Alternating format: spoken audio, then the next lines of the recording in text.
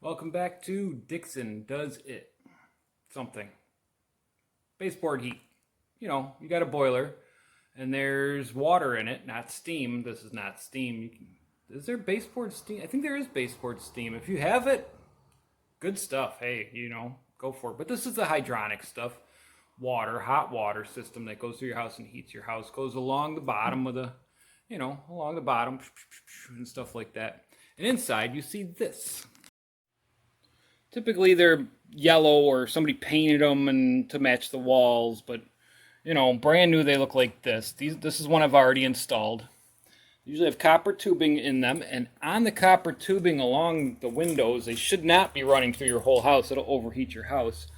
Are these metal fins that are always beat up. Somebody crunched them or dropped something and they're vacuumed in there and they beat up on them, but this is brand new. So if you're installing these, I'll show you a couple tricks.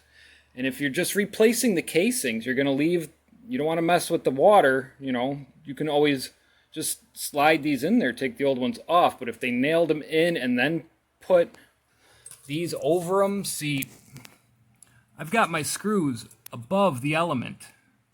If you put the screws in behind the element, you'll never be able to get the screws out and you're screwed. Okay. Bad joke. What's next? So if you can replace them and you can get them off and you want to put new casings on, they sell just empty casings. And they're not really that hard. But when you get to a point where the wall meets, say you have a long piece and you still need more, you need to cut a short piece because it's not going to be exact. What you want to make sure is you're not cutting here, like this is a factory edge and a factory edge. Where you want to cut is all the way down here at the end, because when you buy your cap, the cap's going to cover the part that you cut. So you can make the stupidest looking cut in the world, cover it up, and then all you have behind here is the little pipe. Now with these caps, you do have to measure and cut, but because they're so close to the wall, nobody ever sees that. Unless they take the cover off and they look at it, then obviously they're going to see it, but people are lazy. They don't do that. So you do that, and then you slide it down. If it doesn't fit over, you take it off and you cut a little more off and you cut a little more off, or you can measure once and cut once or twice or 3 times depending on if you're Dixon. But yeah, that's how that works. And as you can see, I haven't ended yet. I'm actually going to start from here and go pecs through this closet, which is super dark. And that goes down to the basement back there. So how do you cut these things, Dixon? Let me show you. Panoramic view. There it is. Okay. So this is my baseboard. Okay? This is the edge that's going to show. This is the edge that's going to be capped. So I measured all the way. Oh, wait a minute. Is that right? See, here I go doing things not right again. Where am I supposed to be? Oh yeah, I went the other way. So yeah, I'm right. I'm usually wrong, but this is the factory edge. This is the edge I'm going to cut. So how am I going to cut it? Well, I've got these tin snips here, and these are offset. They're not straight like these guys here. The straight guys are good for cutting, but once you start cutting through something, it's going to stab into the metal. So you want the ones that are offset. They look like a little penguin. Burp, burp, burp, burp. Okay. So I'm going to cut up here.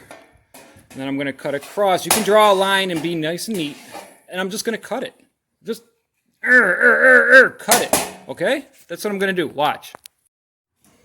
Okay, so I'm cutting. And you see how, because these are offset, it's going straight that way, but the handles are up in the air. They're not behind it and going to get stuck. These are hard to squeeze. So if you got rheumatoid arthritis, you might want to get maybe a Sawzall with a metal blade. That might work better for you. Now you also have your front pieces, and that's bi-directional. cut whatever end you want and just put it on right when you're ready to put it on. And this part that slides in, this is actually to let the heat out, okay? And we'll talk about that at the end. If anybody cares about how hydronic heat works, I'll explain it to you at the end of the video. And this, make sure you slide it on before you go to set your baseboard in, because once it's in, if you don't have the room to get this on there, you're back to putting screws in. They're screwed something. Yeah. All right, let's go through this. This slides off. This is the way the baseboard is. You pop the bottoms up all the way down. Boop. Come on. Boop. And take that off. And then you're left with the casing with your brackets. The brackets, if you're replacing or going over stuff, you need to take the brackets off. The brackets, they slide. So you can just twist them out of there. Gone. Alright? So now that you have that twisted off, you slide it behind your element or your copper pipe. Shove it down there. Not too far, remember. You got to get your cap on there. So we'll leave about 2 inches. And then you've got your brackets that need to go back on. And let's see if we can finagle this. I don't even know if you guys can see this. You guys probably can't see it. You get, yeah, I don't know.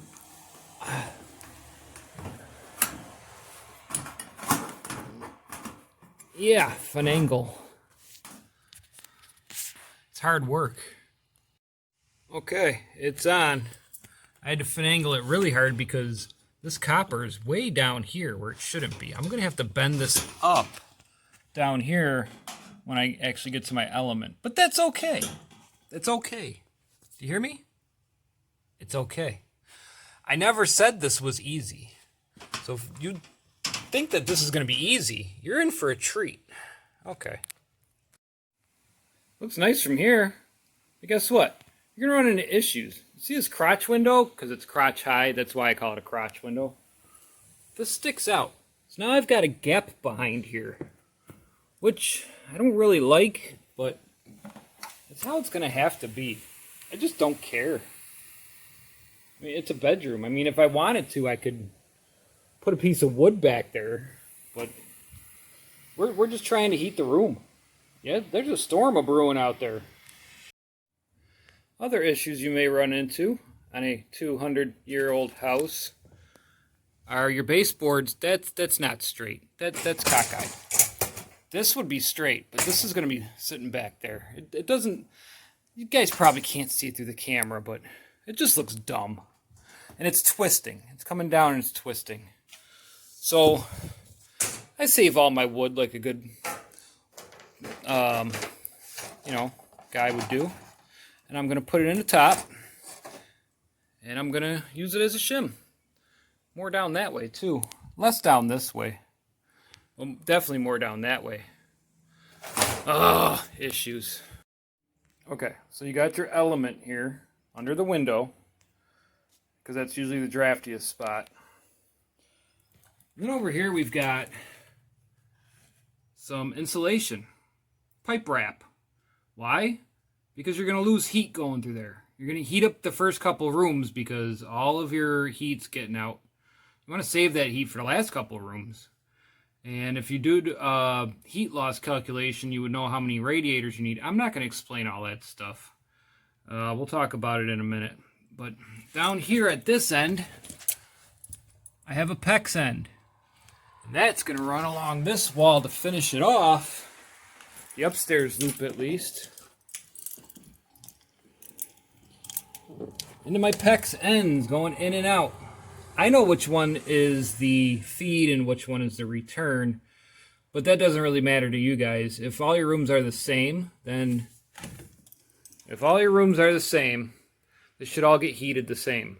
But I have larger rooms on this side and smaller rooms on this side, which are actually in the middle of the house with only one room, one outside wall, and one outside wall that need to be heated.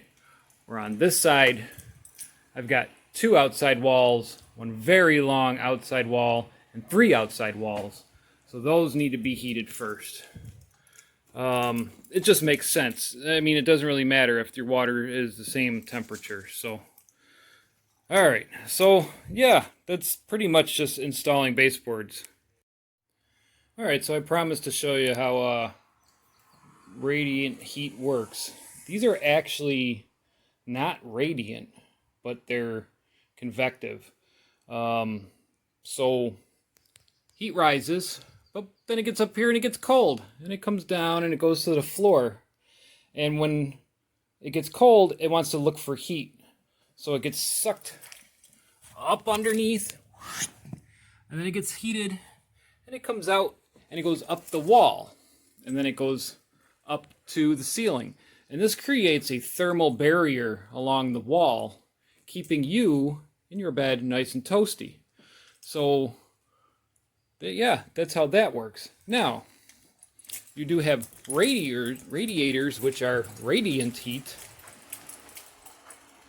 And a radiator actually emits the heat out. It radiates it out. Usually these are along a wall, so it can radiate it up the wall and out into the room. So that's how radiators work. This is actually going to get moved because now that I have this baseboard loop running across, see, look, there's our copper running across. So now that we have that, we don't need that. That's going to go in the bathroom downstairs. All right. All right, it's 5 million degrees up here, and I've been soldering, so it's even warmer. I don't know, and it's raining outside, so it's nice outside, but still hot in here. So I think I'm going to turn the fan on. I've had it off so I can make the videos. But if you're going to do this, just replacing the casings is hard because you got to get your brackets underneath, and you don't want to bend up all of your radiator things, you know. So that makes it hard right there. So if you're going to replace it, replace the whole thing. And like I said, do not go all the way around the room. You are going to overheat your rooms. Have a professional come in, have them do a heat loss, a manual J. You know, might as well have them install it, because if you mess it up, you could flood your house. You could, you know, ruin your house. You don't want to do that. This is just me making a video of what I'm doing in my house, and I'm not showing you. Did I show you everything? No, I didn't show you everything. Did I show you me soldering? No, I showed you just some things that I'm doing. You know, I'm not here. I want to show you, but I don't want to teach you. If you want to learn it, join the trade. You know, we're looking for people. So, you know, like, subscribe, stuff like that. I'm Dixon. Peace out.